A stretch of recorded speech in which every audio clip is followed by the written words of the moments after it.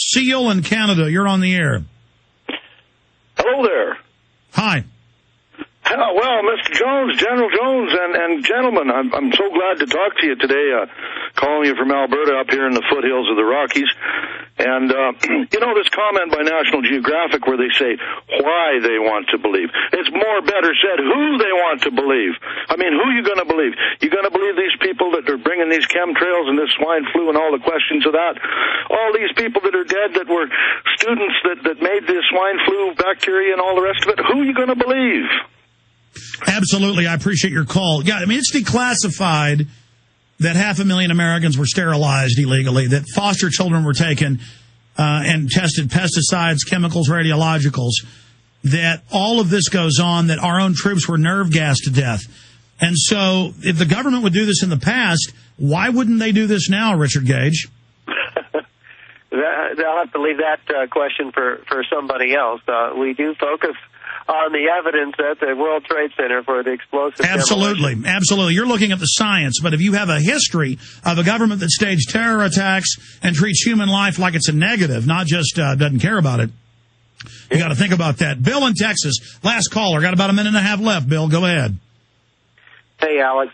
Certainly nice to talk to you finally. Listen, I'm members of both of you guys' websites, and I have two questions. One is the pilots for 9/11 Truth, which is another group similar to architects and engineers, most of them believe that no planes were used, or at least they think that the maneuvers that were called upon the hijackers to do were impossible for them to do them.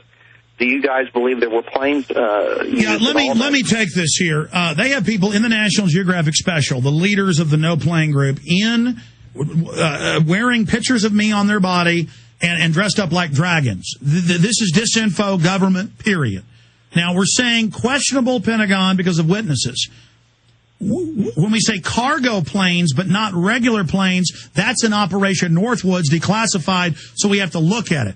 See, the government and their disinfo ops want you to get off and other stuff, and I've talked to pilots for 9/11 Truth. The majority of them do not believe that. And so that was a straw man false statement, but hell of a way to end the show. Richard Gage, you're back up on the show Wednesday with Professor Stephen Jones. We'll really go through the science, then play more clips of it.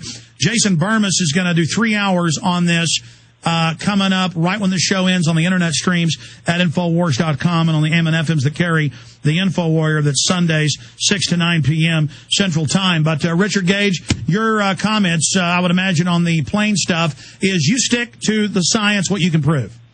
Yeah, well, of course, planes hit the World Trade Center Twin Towers. There's no question in our minds about that. The damage was real. But yeah, all the government can do is just put in kooky conspiracy theories to try to... I mean, that's like what Garrison had people popping up saying, that... saying kooky things in the trial to discredit. Go ahead.